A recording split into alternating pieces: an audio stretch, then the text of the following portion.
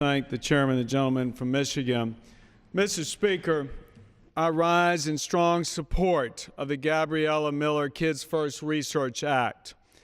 I also would like to thank my colleague, the gentleman from Vermont, for providing bipartisan support, along with some other colleagues, in support of this bill, as well as the Republican co-sponsors, Greg Harper from Mississippi. I see Tom Cole, my colleague from Oklahoma, here in this chamber.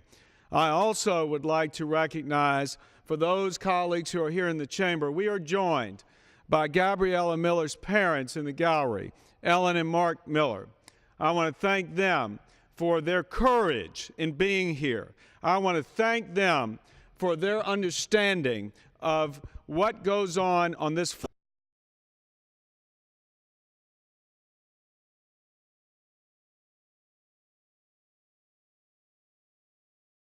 what's right in terms of delivering on the legacy of their daughter.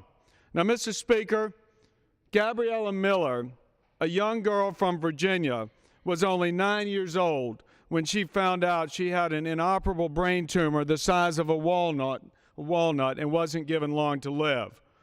Despite her diagnosis, Gabriella and her family chose to fight and share her dream with others of overcoming childhood disease.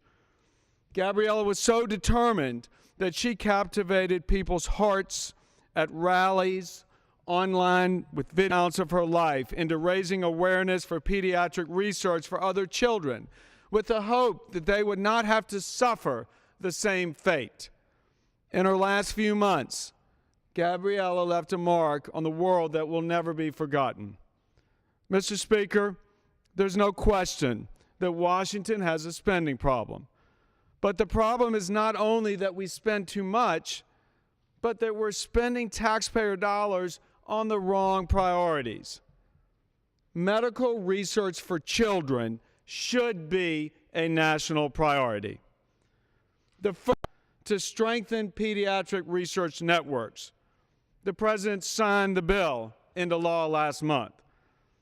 The bill before us today builds on that legislation by providing some money through the NIH Common Fund for high-risk, high-reward research that has the potential to transform pediatric research for children suffering from many different diseases and disorders.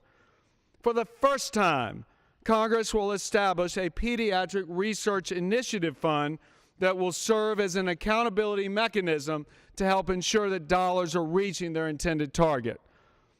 While all of us don't have to accept the status quo as the best we can achieve.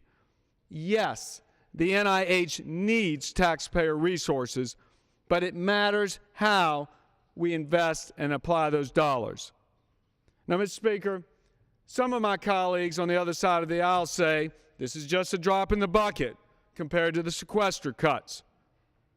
I agree. The sequester cuts were unfortunately indiscriminate, and I and my colleagues have proposed alternatives to them. But let's not let Washington politics these kids. This is one step of many that we should take together. How many times do we meet parents and families who share their stories and ask for help? Well, I recently had the privilege of meeting Gabriella's parents, Ellen and Mark, and they personally shared with me Gabriella's fighting spirit. In fact, in one of her last interviews, and you can view this online, when asked what Gabriella would like to tell our political leaders, she said, quote, "Stop talking, start doing. We need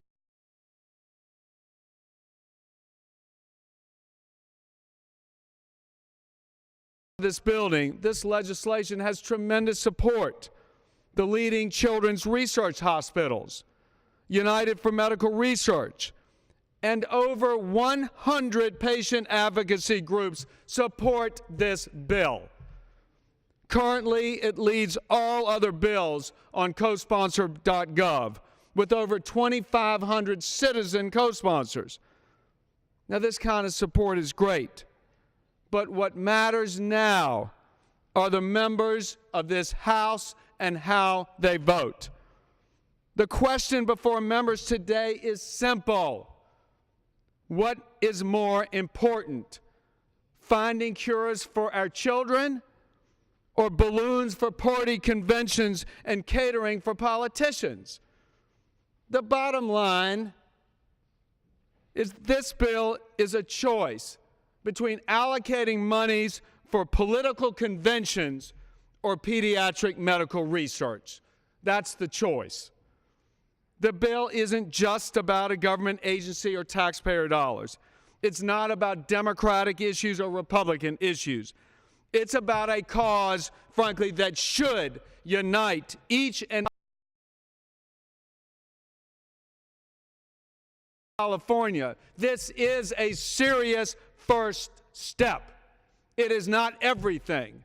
And to sit here and impugn anyone's motives, much less say something that somehow is a commentary that this isn't constructive towards the plight of the parents like the Millers who are around this country searching for some indication that we can break the political gridlock on an issue like this.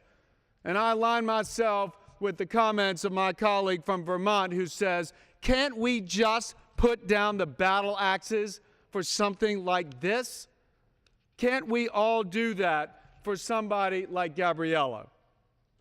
Now,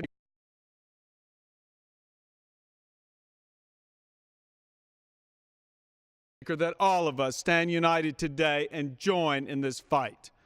And again, I want to thank Congressman Greg Harper. I want to thank Congressman Peter Welch for introducing this bill, as well as Congressman Cole from Oklahoma. And earlier this year, they began the effort to join with so many that have come before to raise awareness for the need for medical research. And yes, this time, the need for us to prioritize funding for pediatric research. I'd like to thank Gabriella's parents, the Millers, who are so brave in their commitment to this effort and realize this is just a first step for being